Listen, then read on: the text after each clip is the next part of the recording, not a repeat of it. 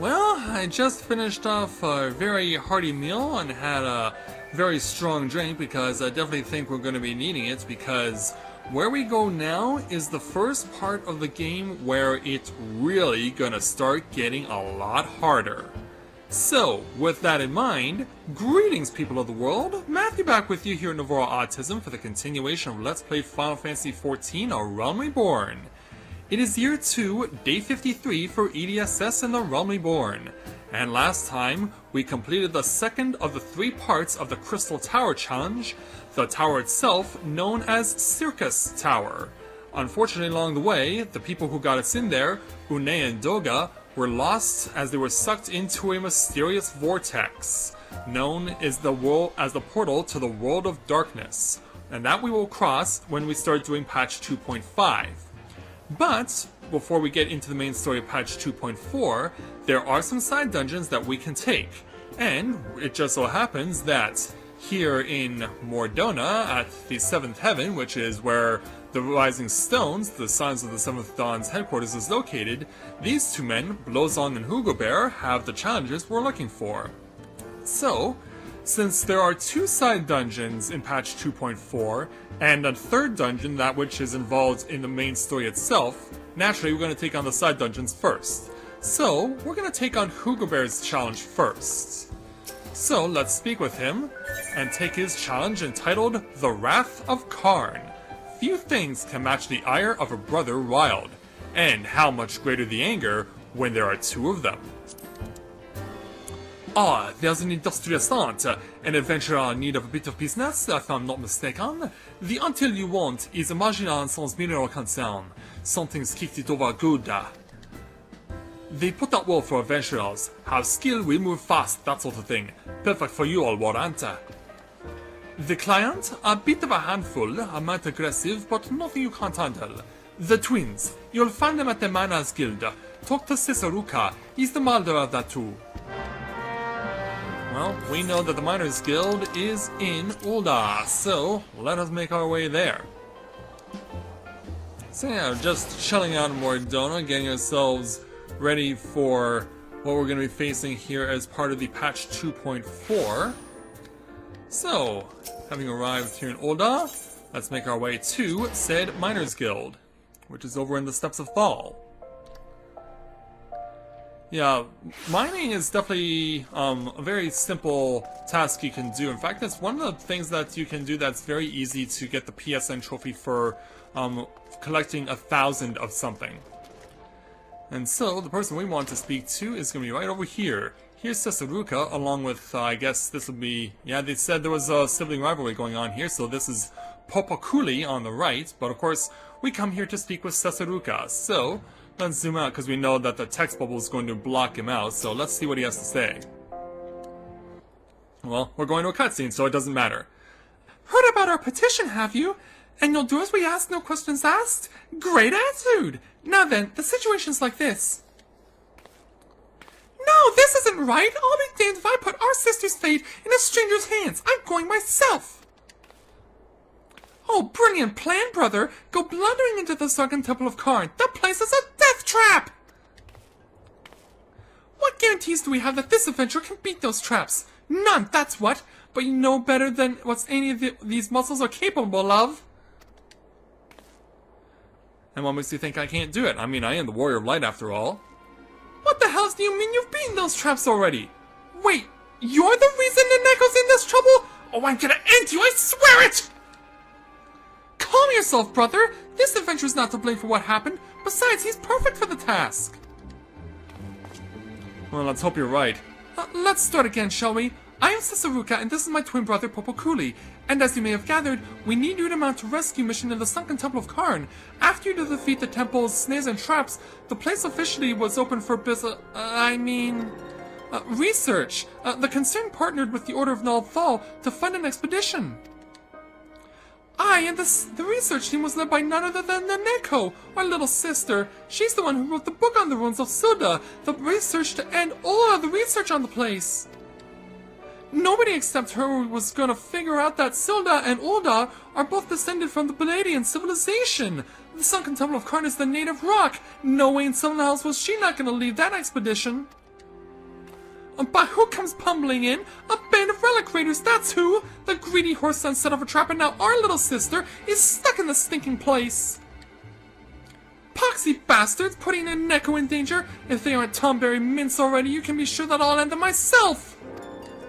With a pickaxe? Yeah, let's hope it's pretty powerful.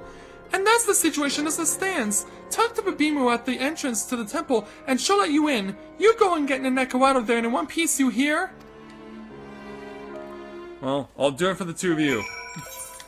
And, well, of course I will. So, for those who need a reminder, Sunken Temple of Qarn is in southern Thailand. And specifically, it is closest to Little Alamigo, and also near close by to the Brotherhood of Ash. We met them back on I believe it was day 82 of last year. So let's take my chocobo for a ride.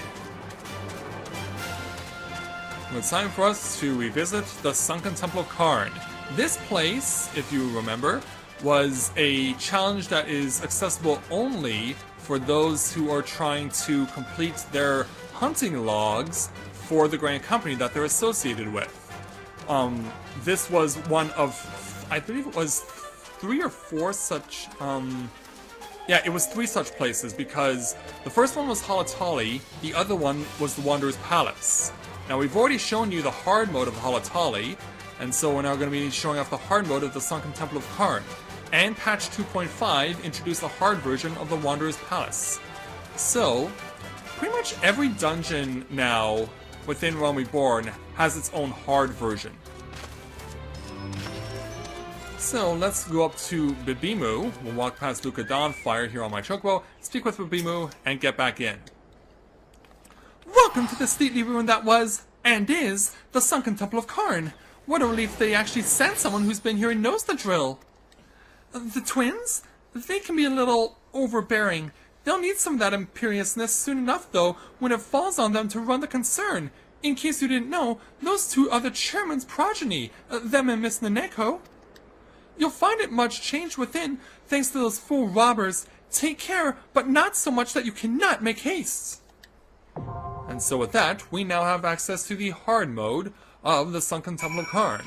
So we will make our way there after I have someone join me, because I've asked someone to accompany me for this place and the next side dungeon that we're going to go to. So take a quick time out, and we'll be right back and make our way into the hard version of the Sunken Temple of Qarn.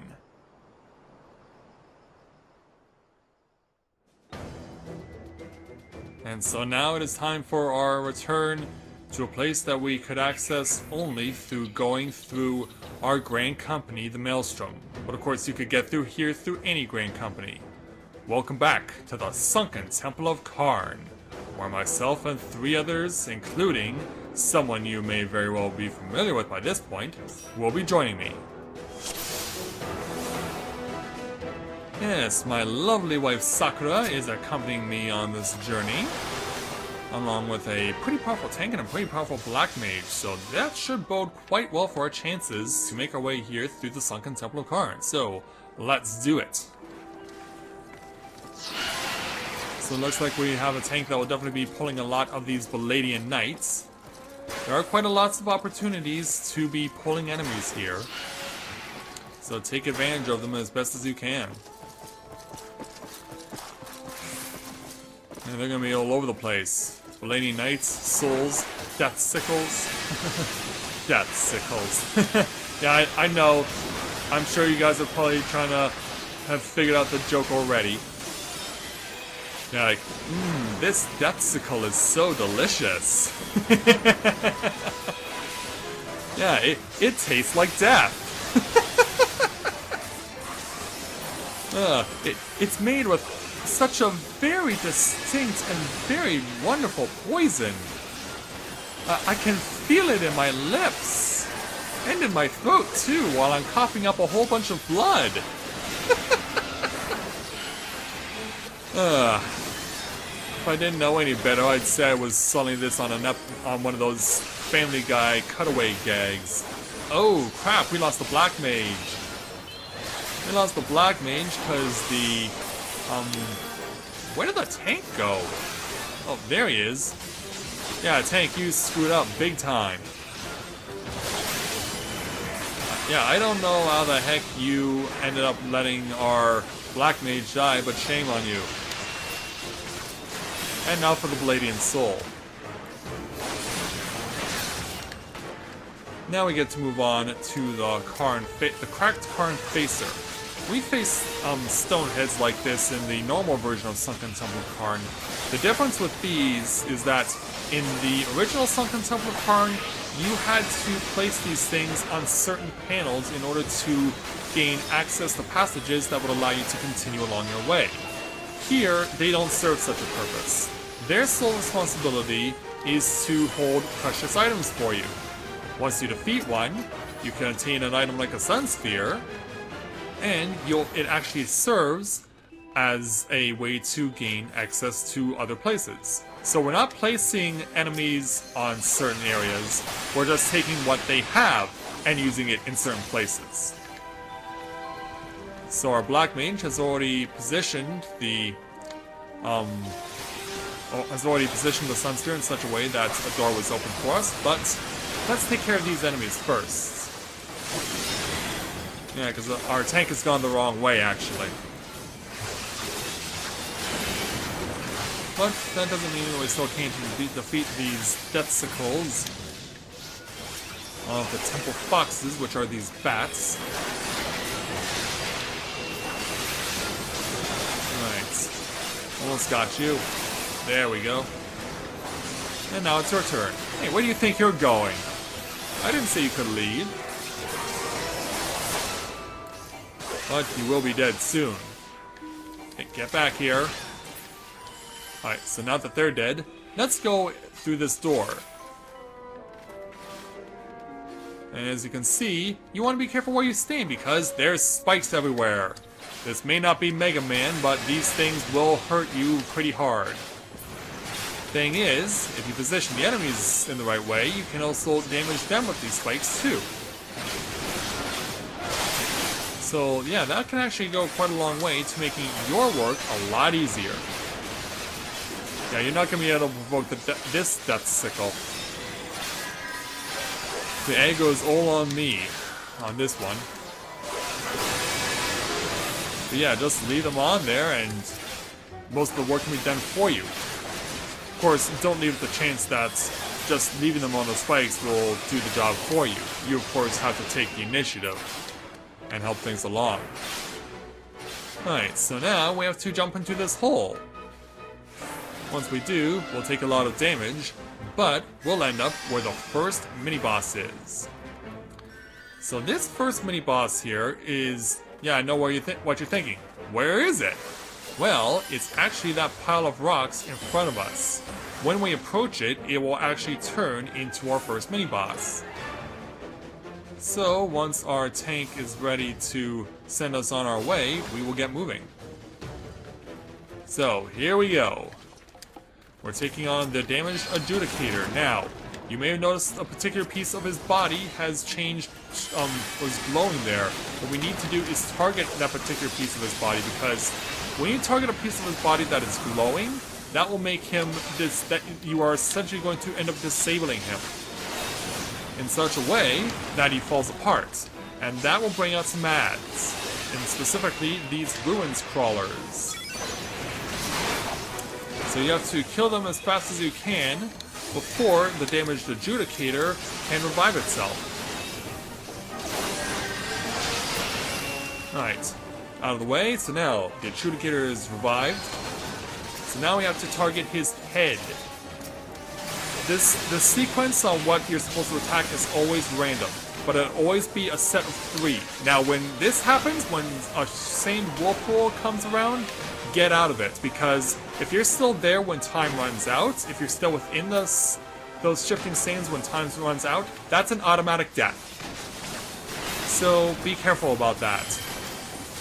But once you've gotten yourself to safety, start attacking the target body parts, and then go back to what you were doing before when the ads came out. Do all you can to just bring them to their knees.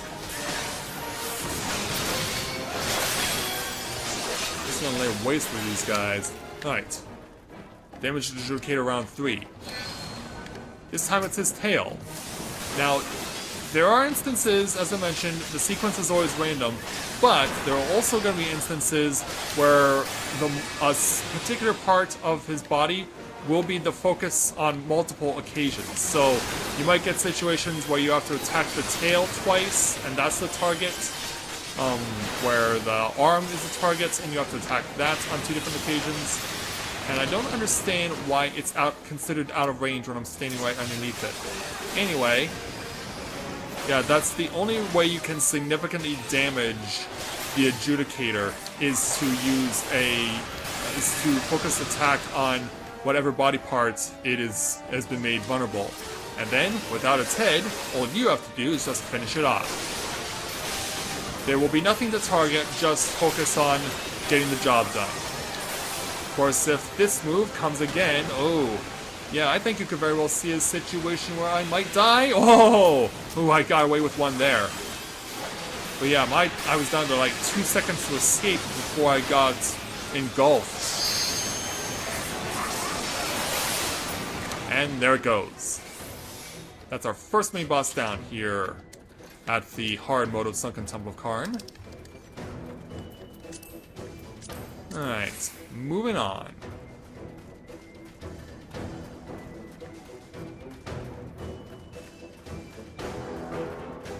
So now we start seeing temple mites and desert vipers, scorpions and snakes, classic old school desert fiends.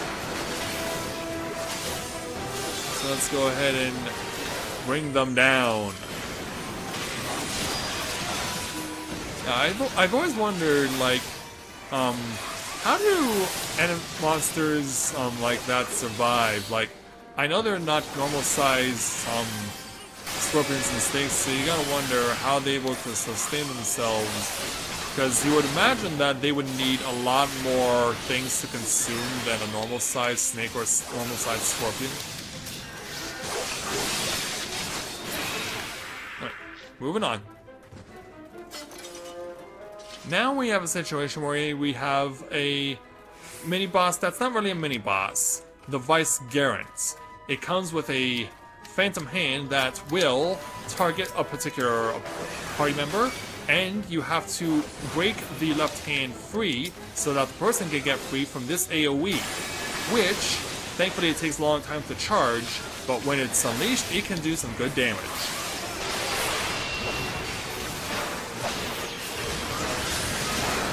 And it will spawn more hands the longer it stays out on the field, so do your best to eliminate the Vice Garant as best as you can. Now, there are going to be more of these guys as we go along. And in fact, you see it says that this is the Vice Garant's head. Its whole body is actually the final boss here. Now, I've been captured. Now, they have to free, my party has to free me. So, that's an example of what it's like when you end up being the one who gets grabbed. Alright, so that should not take much longer now. We're not going to bother using the limit break because I want to use it where it actually matters. Alright, there we go. Alright, on to our next set of enemies. Oh, yeah, leave my wife alone. How dare you? Leave her alone! So now change over and starts getting more AoE over here. So far, our Black Mage is doing a pretty good job of causing group damage. Very commendable, I must say. I mean, it should. I mean, that must be a really powerful Black Mage, because anyone that's a DPS that has their max HP over 6,000, they've been doing a lot of things. And they've gotten themselves very powerful. And yet, I still don't understand how our tank was not able to save the Black Mage from getting killed at one time. The jury's still out on that. I'm still trying to figure that one out. So we see another cracked Qarn Facer.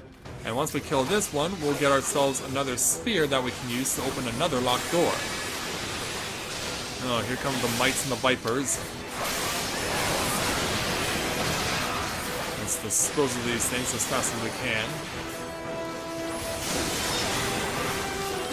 Alright, change over. And just let them feel the fire from the Black Mage.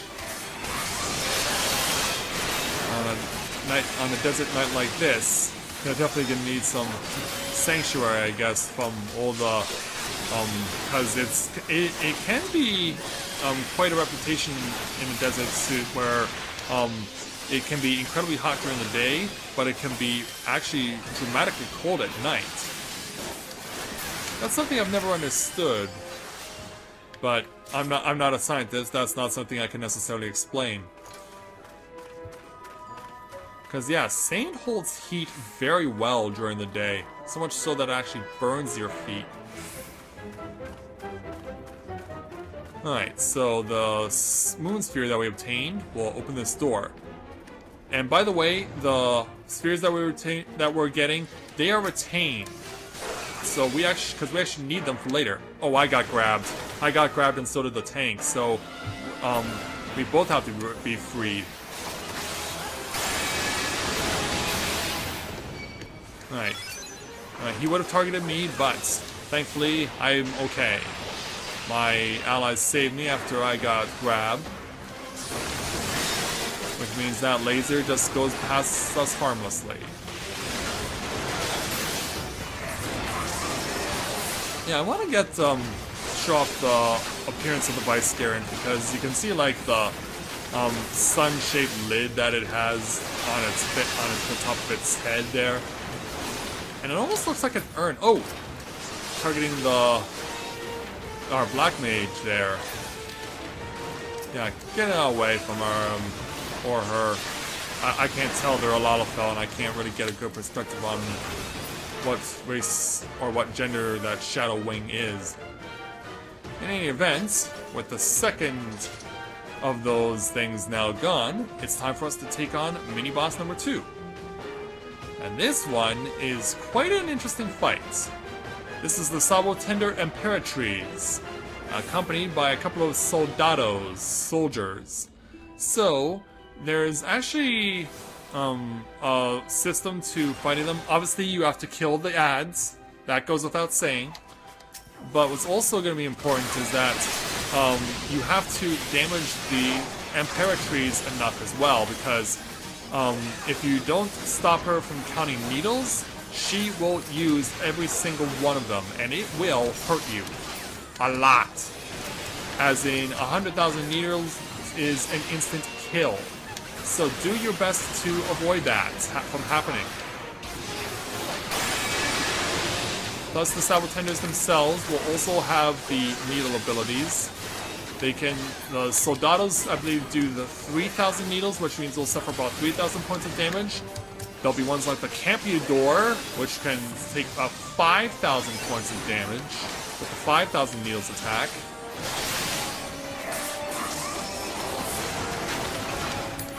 Alright. Yeah, there's 5,000 needles, which means you either be very close to dead or pretty much there, considering our levels. The ads are dead. Okay, keep going. Yeah, so far we're doing a really good job of neutralizing the Imperatriz.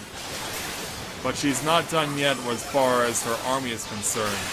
Because when the Guardia comes out on the field, it actually causes a protective barrier to be linked to the Guardia, which means you need to dispose of the Guardia as fast as you can. Once that's taken care of, go back to the Sabotender Imperatriz and resume your course.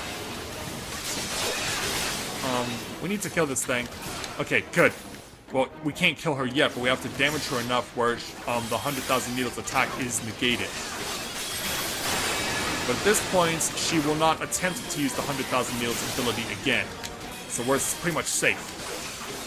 The only thing we need to worry about is if the needles attacks are still put into use. But at this point, we're just fine. Yeah, if you're not fast enough, you will get killed by the Imperatrice, but if you stay composed, attack what you need to, then you'll be just fine. And she's disposed of very easily. Alright. Nothing I can take here. Well, nothing that's suited for my warrior. Alright, on to the third part. Now, it was talked about that there were bandits that had infiltrated the Sunken Temple of Qarn. Well, here's some of them right here. The person we want to focus primarily on is the Traveled Tomb Raider, because this person has an item that we need. And look out. Yeah, I think I'm definitely taking damage from there. Oh, I dodged it. I dodged that somehow. Yeah, I started taking a viewing to the videos of Nakatulele, and yeah, he uses that line when he's able to pull off a miracle dodge. He says, I dodged that somehow. And he says it in a very cool way that also sounds really funny when he says it, like, I dodged that somehow.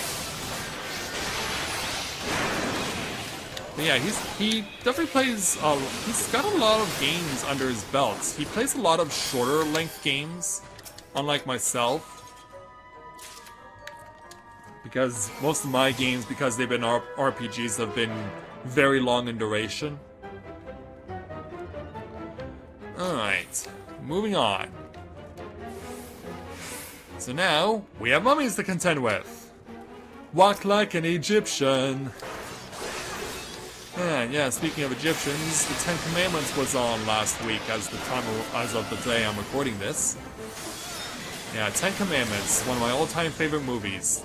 First watched it back in 1991. I actually remember the year I first saw it because I remember what we were doing the Easter weekend. We first watched the Ten Commandments as a family. My mom and my brother and sister and my aunt.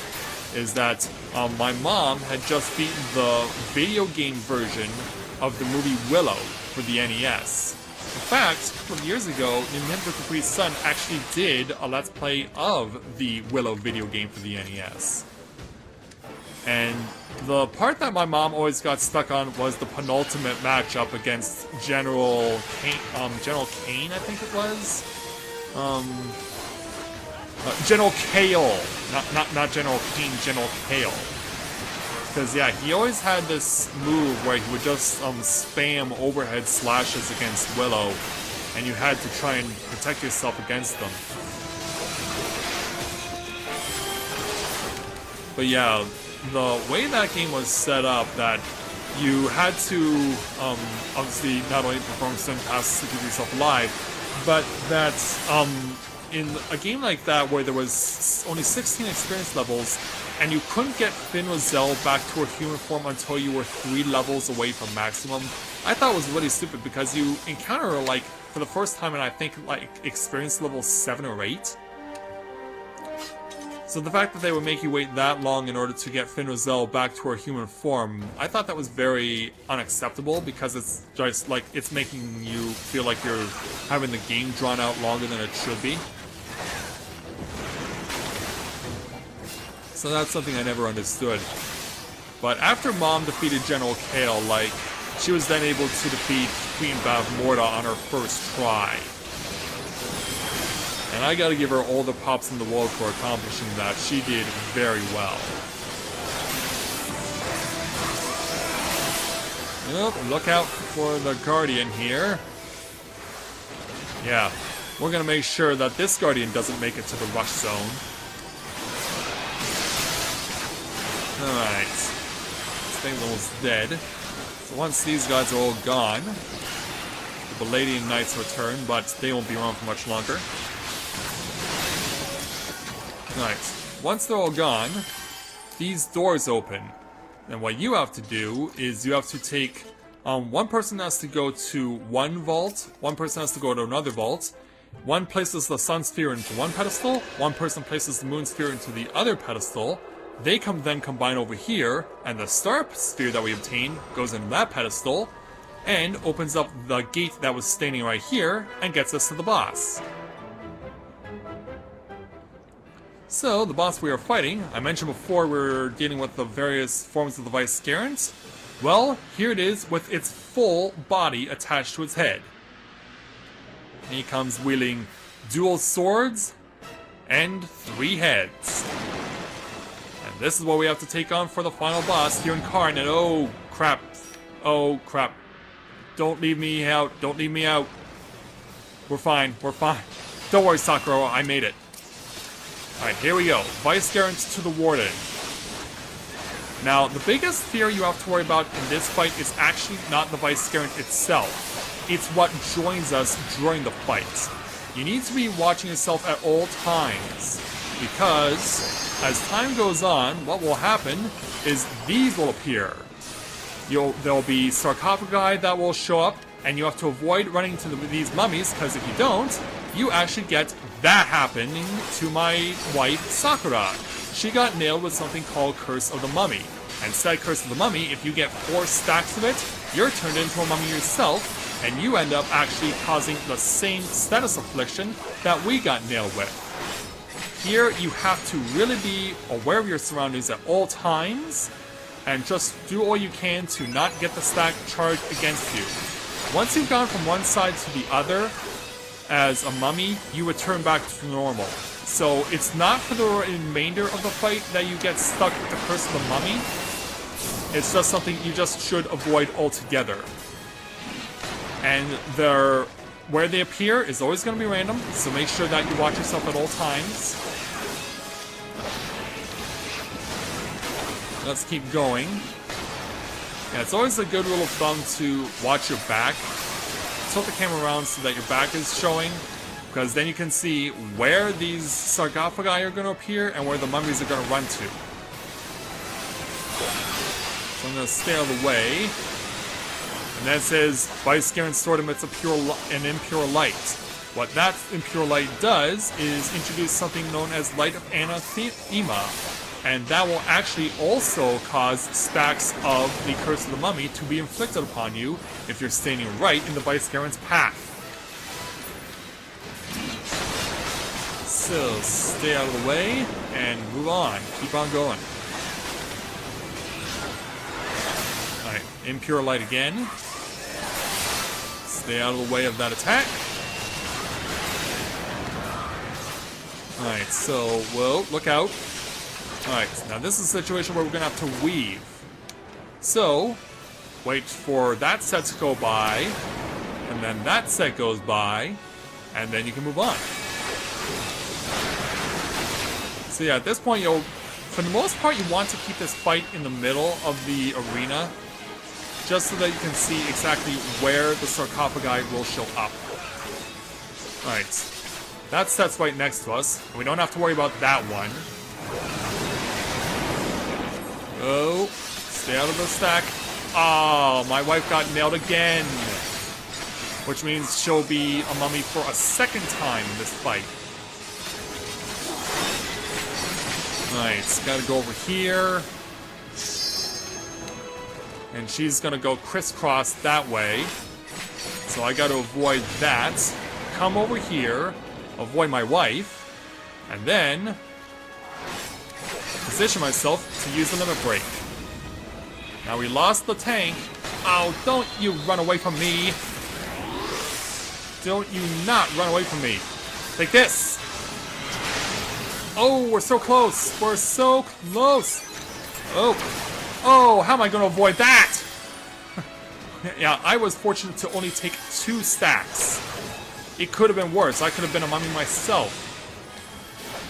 But we've almost got this. And victory is ours. Viscarant is defeated, and the Sunken Temple of Qarn is cleared on hard mode.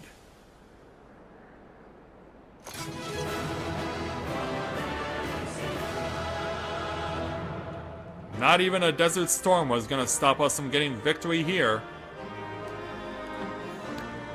And so, let's give commendation to the very hard-fighting tank who really had to go through a lot in order to ensure their survival here.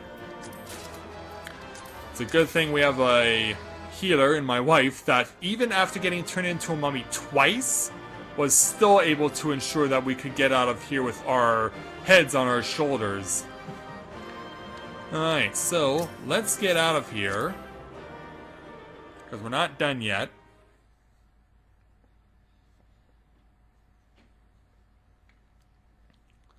So once we emerge from the Sunken Temple of Qarn... You're the one who caused that commotion, aren't you? 12 sakes, walk softly! And who might this be? Well, that would be Naneko. What bright pink eyes you have. Non-intrusive first and systematic always. Never forget. Now then, who are you? One of the apprentice haulers? I'm the Warrior of Light, in case you haven't noticed. Where have you been over the course of the last year? Yes, I'm Naneko, but why would anyone be looking for me? What? Ancient traps have been triggered? I had no idea! I ventured alone into the deepest section of the temple, for the work there requires the most delicate of touches. I was completely oblivious to the commotion until you came. What are the members of my expedition? Please tell me they are safe. I hate to break this to you, but... Scarcely any survivors? Gods be good, I had known that we would come to a dangerous place, but all those lives... But this is neither the time nor place for mourning. Let us quit this place. I have a duty to notify our backers of this incident. Meanwhile, might I ask you to go and tell Popo and say that I am fine? Yeah, I can definitely do that for you, Naneko. Just make sure that you get back to where you need to be safely. So, back in a moment, over at the Miners Guild in Oda.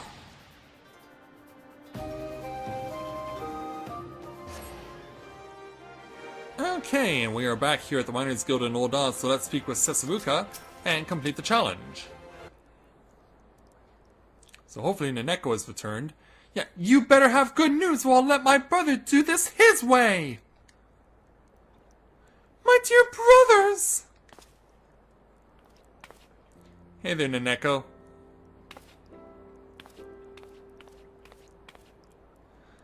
I've worried you, haven't I? I am sorry, but as you can see, there's nothing to be concerned about. Naneko, we've been so worried about you! We feared the worst. It's so good to see your face. I must thank you again, good adventurer. After we parted ways, I sent for a search party, and we were able to rescue the survivors. Thank you for the little courtesy. Naneko, from now on, I'm going to accompany you on all expeditions. Those Palladians were real bastards about booby traps. It's not safe for you alone. Brother, she won't be alone because I'm going with her. Brothers, you forget your duty. Your place is with the concern. You are right that the temple is dangerous, but I can make it safe. All you need to is to believe.